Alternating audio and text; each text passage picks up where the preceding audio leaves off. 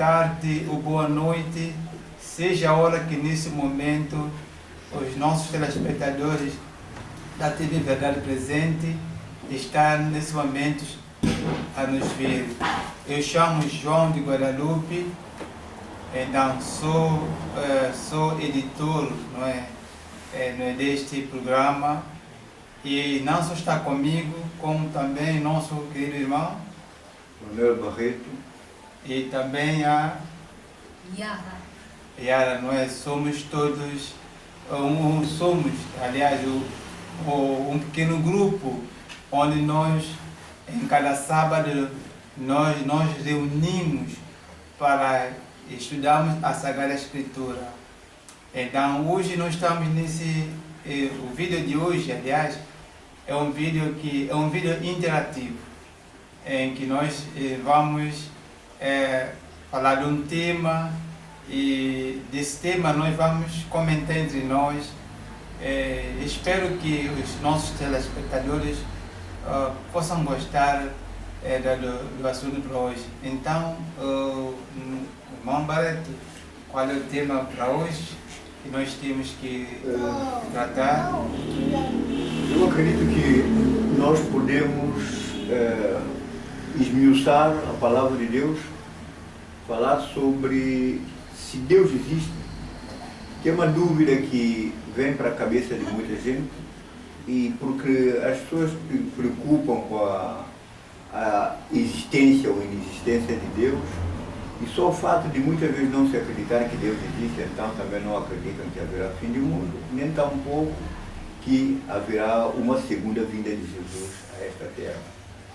É sobre esse assunto que nós vamos falar um bocado, e neste debate de ideias, cada um de nós, eu, Manuel Barreto, João Bonfim, que é o editor desse programa, e ao mesmo tempo a Yara Guadalupe está aqui presente, também temos o pequeno Moisés, um pouquinho incomodado pelo ambiente, mas somos capazes de falar e dizer tudo quanto sentimos e pensamos sobre a existência de Deus e particularmente também sobre a segunda vinda de nosso Senhor Jesus Cristo. Sim, de fato, existem perguntas que muitos têm feito. Quando que Deus existe? Como Deus veio? São perguntas assim que surgem, não é? Quem é pai de Deus? Quem é mãe de Deus? São essas questões que às vezes as pessoas levantam. Eu digo que eles querem saber sobre essa questão. Eu digo mais que se a gente quisesse, vejamos, a questão que se coloca, se eu disser assim, mãe de Deus é fulano e tal, é Barreto. Sim. Sim, é.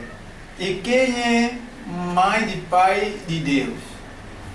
Eu pergunto-me, será que essa pergunta terá um fim? Barreto? Não terá resposta. Não terá fim, não terá resposta, não é, Yara?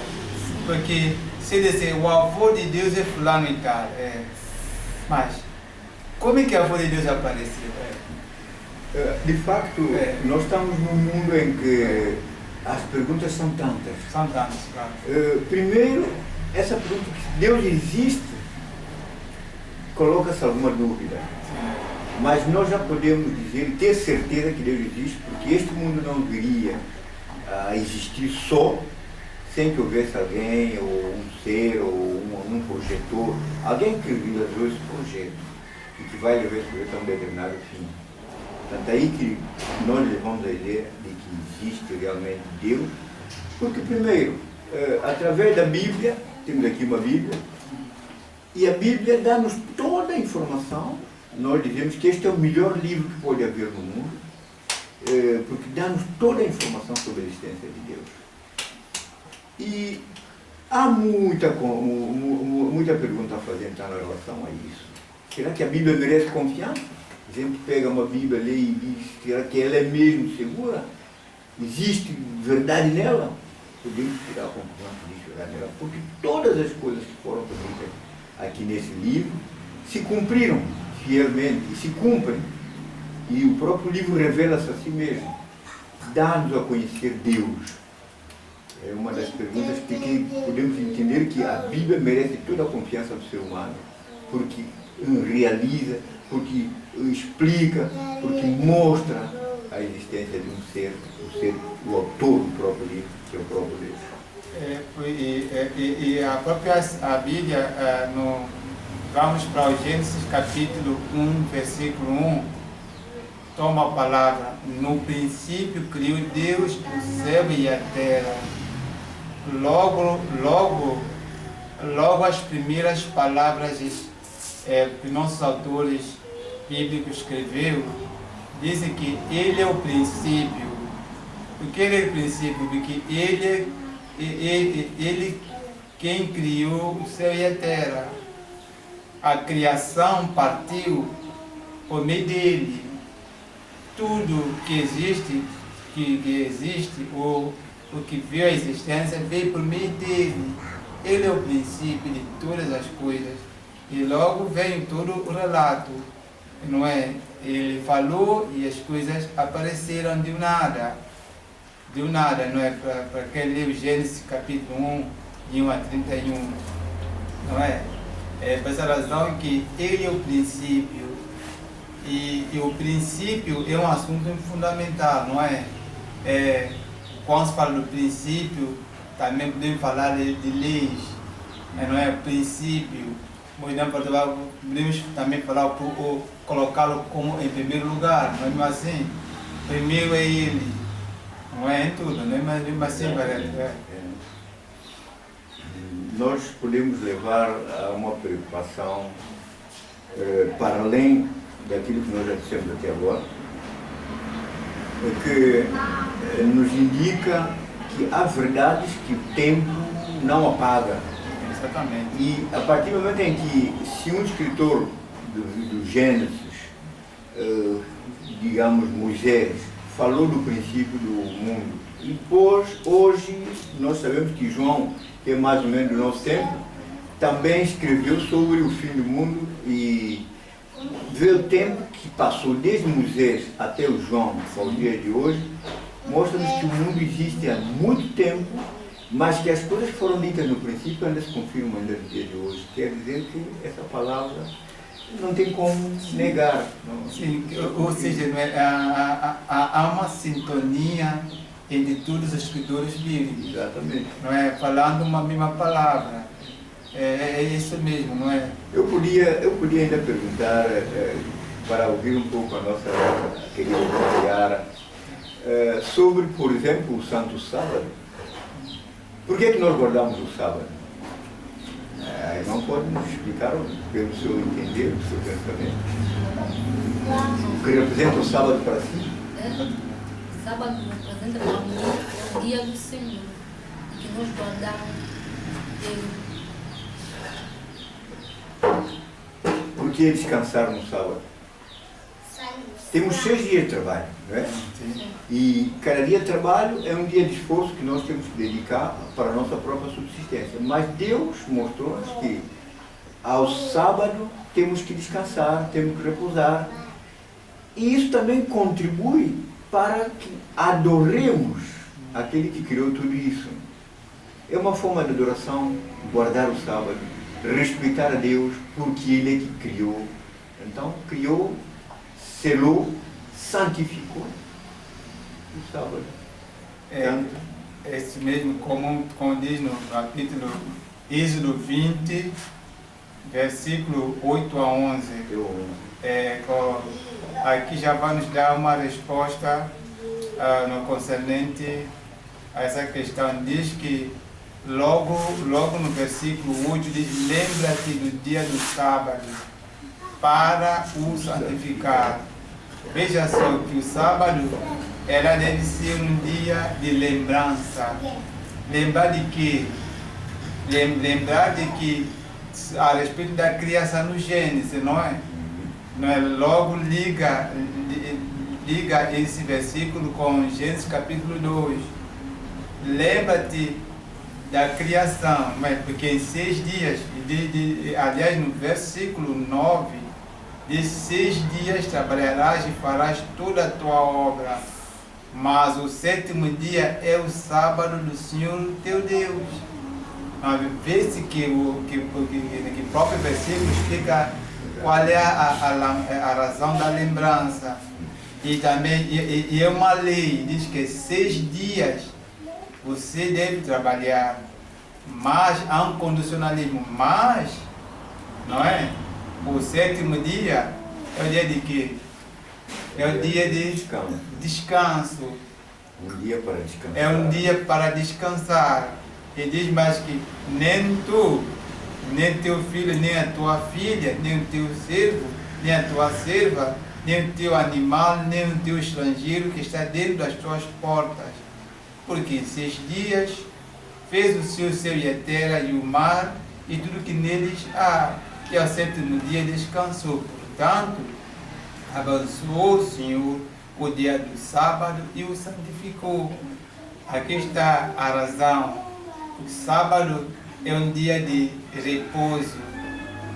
Também é uma lei que o próprio Criador define. 6 dias você trabalha. O sábado é um dia de encontro para comigo, não é? Santificar significa separar, é um dia separado para culto ao Senhor. Eu lancei esse reto a Yara, porque eu vi que ela estava um pouco calada, mas se calhar ela é que tinha que responder tudo isso. Mas, bom, uma vez que nós estamos num diálogo, todos nós temos possibilidade de intervenção. E a preocupação é que Deus estabeleceu o sábado para descanso. E nós podíamos perguntar, será que Deus precisava descansar? Deus que fez tanta coisa que nós vemos, com tão grande poder que tem, Ele precisava de um dia para descansar? Praticamente não. Mas pronto, porque Ele quis alguma coisa que marcasse a nossa existência e o fato de Ele ter sido o Criador de tudo isto, Ele determinou que aquele dia fosse um dia para adoração. Já vem estipulado. Certamente. Por quê? Porque não há como encontrar outro Deus para além desse Deus. E Ele estabeleceu isso logo no início, porque Ele já sabia certamente que haveria essa confusão no mundo. Que até o dia de hoje, para guardar o sábado, ele disse, não é preciso, porque Jesus morreu e não é preciso guardar mais. Aquilo é do judeu do tempos passados. Mas não, Deus, sabedor de tudo, desde o princípio até o fim, sabia que o homem havia criado muita confusão em relação aos dias, então estabeleceu um dia próprio para adorá-lo. É o Santo Sábado. Isso também será o ponto de controvérsia nos últimos tempos, entre o sábado e domingo.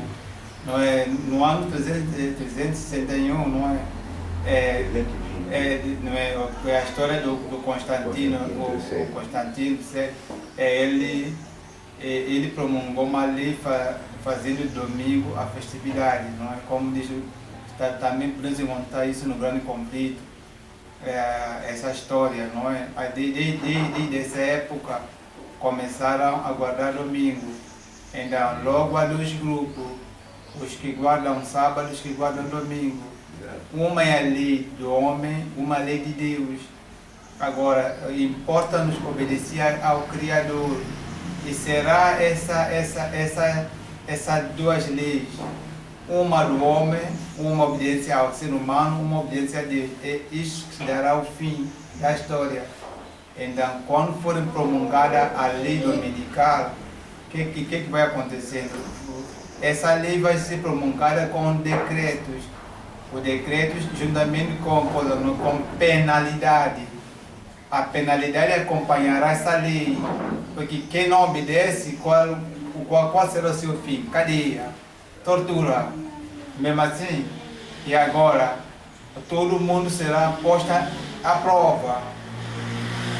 Uma prova, ou você serve a Deus com essas tais consequências e ganha o céu, ou cede, ou não, eu não vou sofrer, ponto, eu vou ceder e por fim pela vida eterna, não é? Por isso que no livro de Grande Conflito mostra-nos a história de mártires, homens que não se preocuparam, mesmo que eles foram enforcados, torturados de todas as maneiras, mas eles preferiram obedecer ao Senhor. Com recompensas terão um novo céu, uma nova terra, não é? Falando, quer dizer, na cena do novo céu, nova terra, a questão também que o irmão levantou, não é? Sabe, a volta de Cristo, não é? E vê-se que tudo dar-se ao segundo a volta de Cristo, não é? A esperança de novo céu, a esperança não é do Redentor, não é? Constituem perguntas que até aqui não têm muitas respostas, mas que nós podemos compreender que, biblicamente falando, já há resposta. Por exemplo, uma das perguntas que vem bastante, o que é que acontece com uma pessoa depois que ela morre? A pessoa diz, não, morreu, acabou, é fim do mundo dessa pessoa, acabou tudo. Não. Porque Jesus, para a experiência de Jesus, morrer e ressuscitar, deu a entender que haverá ressurreição. E as pessoas que morreram voltarão à vida. Sim, claro. E voltarão à vida e, segundo a palavra de Deus, a Bíblia dá-nos a conhecer que voltaremos todos, aqueles que morremos, voltaremos todos para receber justiça daquilo que nós fizemos em vida. Se fizemos bem, receberemos bem. Se fizermos mal, vamos acabar de receber o mal. É um aspecto. Agora, nesta vida que nós temos, e que é uma vida que está marcada, está a ser acompanhada pelo Deus Omnipotente, o nosso Criador, com o nome de Jesus Cristo, nosso Salvador, Ele está neste momento no Santuário Celeste a ver a situação da vida de cada um de nós, no sentido de ver qual é o peso da balança, se vamos para o mal, se vamos para o bem. E daí que interessa-nos sim pesar-nos para o bem. Todos nós estamos aqui, eu, Manuel Barreto, o João Bonfim, a Yara, o Milton também, o Zé, muito inquieto, praticamente não entendo o que nós estamos aqui a fazer, mas pronto, ele está aqui e faz também companhia. Mas há perguntas que nós podemos dizer também, nesse contexto de nossa vida até a morte. Será que uma pessoa pode viver mais do que aquilo que Deus determinou? Muitas vezes pediu, biblicamente, aconteceu com Ezequiel. Ezequiel pediu a Deus mais tempo de vida, Deus deu mais 15 anos. Nós podemos viver um tempo e dizer, olha Deus, eu quero viver até 100 anos, ou 120. E dependendo do nosso relacionamento com Deus, Deus dá. Podemos chegar até 120, 100 e tal, 150 anos. Porque, agora, longevidade, viver mais tempo do que já está previsto, 70, 80 anos é muito, até 90 já é muito, mas podemos viver muito mais do que isso. Por quê? Porque o próprio Deus nos ensina, biblicamente tem ensinamento para tudo. Como viver mais do que o tempo possível, chamado de longevidade, mais tempo do que o necessário. Uma pessoa que se cuida de si. Se uma pessoa não pratica coisas nocivas, não vive para o mal, vive buscando apenas o que é bem, ela tem mais tempo de vida.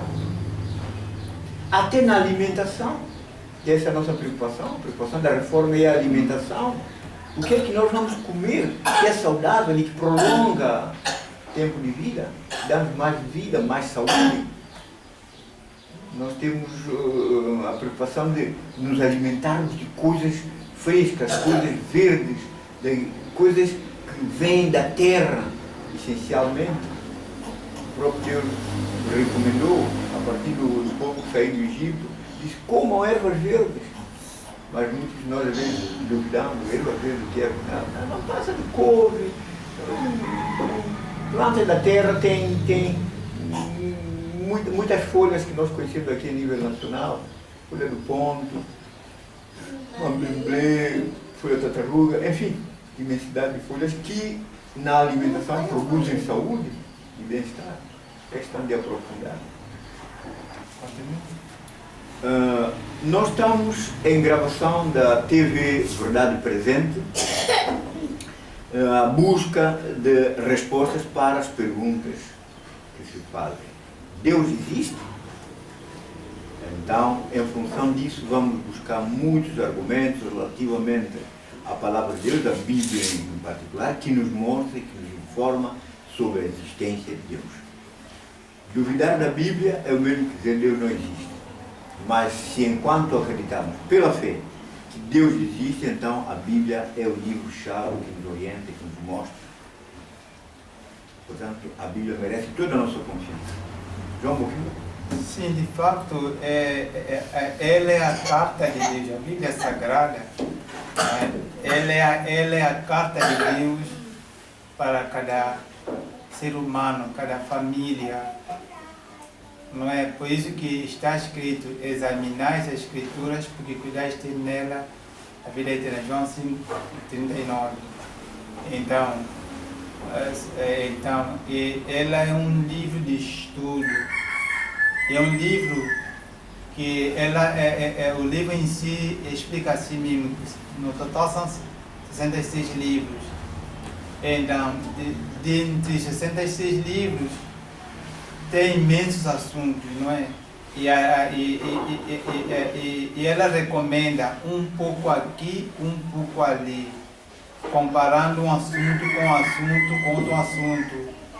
E assim nós vamos compreender, porque nem sempre nós podemos encontrar assim, a volta de Cristo, nós podemos ler um texto, não é? A esse respeito, não é mesmo assim? Pode-se encontrar esse assunto em muitos outros livros, como posso dar como exemplo o livro de São Mateus. Podemos encontrar nos 4 evangelhos, podemos encontrar também nas cartas, no Antigo Testamento, não é? Falando sobre esse assunto da volta de Cristo, não é um assunto novo. A própria escritora White escreveu o primeiro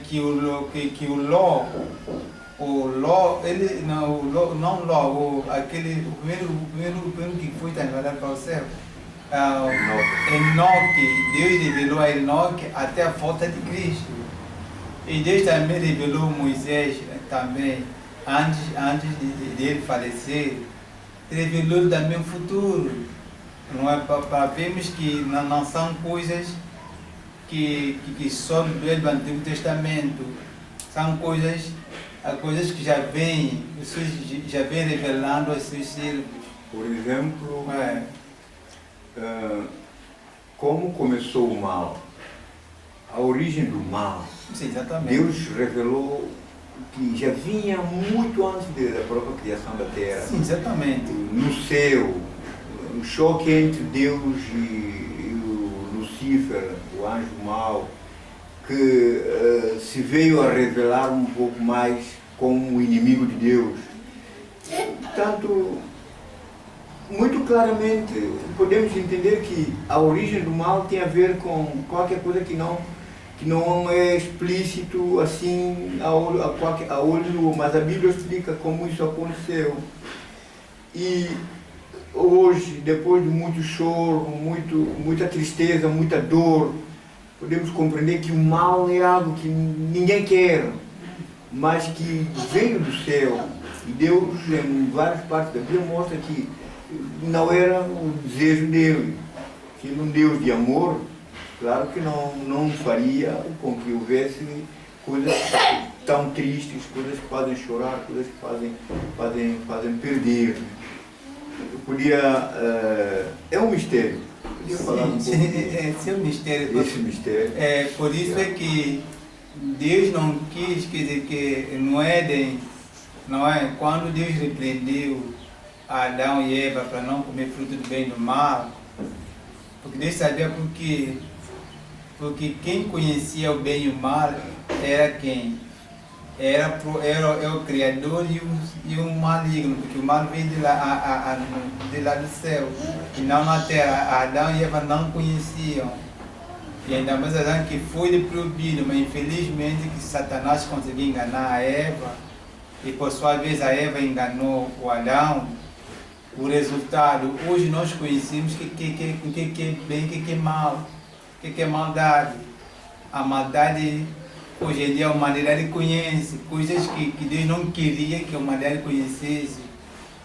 O primeiro exemplo, que Adão conheceu o primeiro mar, Caim matou Abel, não é, Barreto? Eles já começaram a ver a gravidade, as plantas, as flores caindo, murchando, não é? Animal comendo outro, não é? Doença, muitas coisas, escassez, não é verdade? Hoje em dia você tem dinheiro, amanhã já não tens, não é? As coisas são assim, Podemos perceber que, mediante essas preocupações, Adão e Eva caem no erro, precisamente porque a partir daí a confusão gerou. O Lucifer criou uma situação em que Adão e Eva passaram a desconfiar de Deus. Exatamente. E se nós hoje também cairmos nesse erro de desconfiar de Deus, vamos cometer coisas impróprias. Exatamente. O nosso Deus é um Deus que podia dizer assim, então não era necessário deixar Eva comer o fruto. Mas o que é que ia acontecer se Deus não deixasse a Eva comer o fruto para testar o estado de obediência dela? Então dava caso em que Deus seria um Deus que domina a pessoa, não dá à pessoa a oportunidade de escolha. Seria um Deus que não tem livre-arbítrio, que impõe. Exatamente. E Deus não quer ser assim. Deus quer ser um Deus de amor, livre, que dá à pessoa a oportunidade de também ser livre. Porque nós hoje em dia estamos a levar o mundo para um mundo artificial. Precisamente porque a nossa intenção é que as coisas devem ser feitas já pensadas como elas devem ser. E não podem. Não é esse o Deus que nós conhecemos. Porque senão vamos fazer uma pessoa que faz aquilo que nós queremos que ela faça, essa pessoa parece ser um robô, uma máquina, que está programada para fazer só aquilo que nós queremos, mas Deus fez diferente. A pessoa em si tem a oportunidade de pensar por si própria, tomar a sua posição, ela própria, decidir por aquilo que ela quer ou pode fazer. É esse Deus que nos apresenta biblicamente, é um Deus de amor, que não quer que o homem seja infeliz ou artificial. O homem tem que ser humano, real. Um homem que, independentemente de Deus, também tem as suas opções.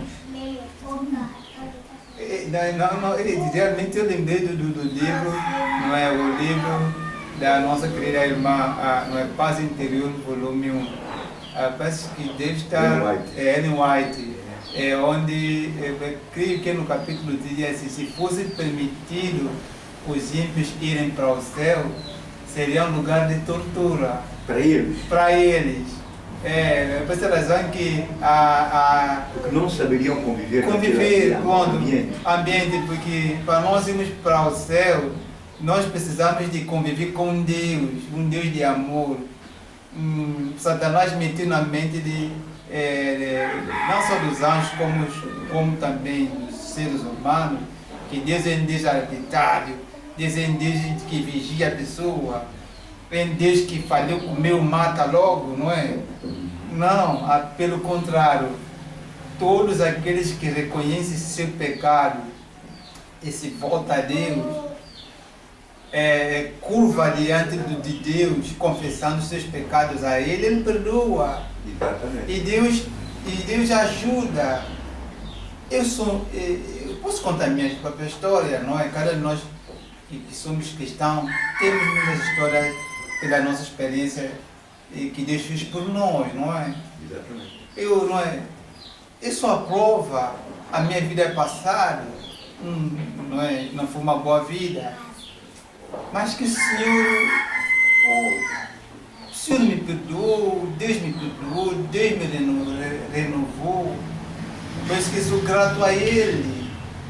Então, por essa razão que ao longo do tempo vim compreender que Deus é amor, e Deus não nos trata segundo nossos pecados, não é?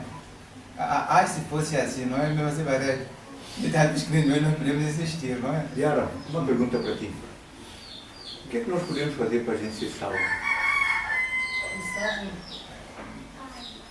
Podemos honrar, estudar a Bíblia e obedecer a palavra de Deus. Só isso? É, Orar, andamos, estudar, né? obedecer a Andamos palavra o de caminho dele correto. Correto. fazer coisas corretas. É, coisas corretas. Ok. E consideras que estás preparado para ser salvo? Não sei, não, né? Mas se tu quando duvidar. É claro que essa dúvida é que não deve existir. Nós temos que acreditar e pela fé, porque tudo o que diz respeito a Deus que nós não vemos, vai pela fé. E sem fé é impossível agradar a Deus. Sim, isto é escrito mesmo no Hebreus capítulo 11, verso 6. Não? Acreditar que nós seremos salvos. Se nós, sem fé é impossível agradar a Ele. E nós, falando na questão da fé, a Abraão, não é? Vamos falar um pouco de Abraão. Deus mandou Abraão a uma terra que ele não conhece e nem conhece o caminho, não é? Falando de Moisés, que tirou o povo de Deus no Egito, não é? Não aconteceu mesmo? Eles tinham que fazer uma caminhada num caminho que eles não conhecem, passar pelo deserto. E eles encontraram com o quê? Com o mar. Encontraram com o mar, encontraram com o rio, como atravessar. Eles tinham que confiar em Deus. E o mar abriu. Por essa razão que também o Senhor prometeu que também nós iremos para o céu. Quem prometeu não é ser humano. É um Deus que nos formou. Então o que Ele pede de nós, devemos crer nas promessas dEle. Também, eu falo também aos nossos telespectadores, não é? Basta você crer nas promessas de um Deus Todo-Poderoso, Ele vai te salvar. Porque Ele é quem te ajuda e nos ajuda também. Porque eu logo digo assim, porque somos todos humanos. Nós erramos por pensamento, não é? Por palavras e ações, as nossas ações. Então, por isso que precisamos da graça divina, a graça, o Cristo, o Cristo Salvador. Então, Ele que tem poder de transformar o nosso caráter. Então, ele transforma, e Ele nos ajuda, e Ele nos santifica, que é o processo de santificação, que é um processo de dia a dia, aprendizagem com Ele, não é? Vivendo pela fé, quedas, altos e baixos da vida, não é? Nossa vida, a própria vida conta a história do povo de Israel, fracasso, derrotas e vitórias, não é? Mensagem sempre para nós. Mas essa razão, meus amigos, amigas, telespectadores, creia num Criador Todo-Poderoso, creia nele, creia nas promessas dele, caminhe como nós também cremos. E sejam muito felizes acreditando em Deus.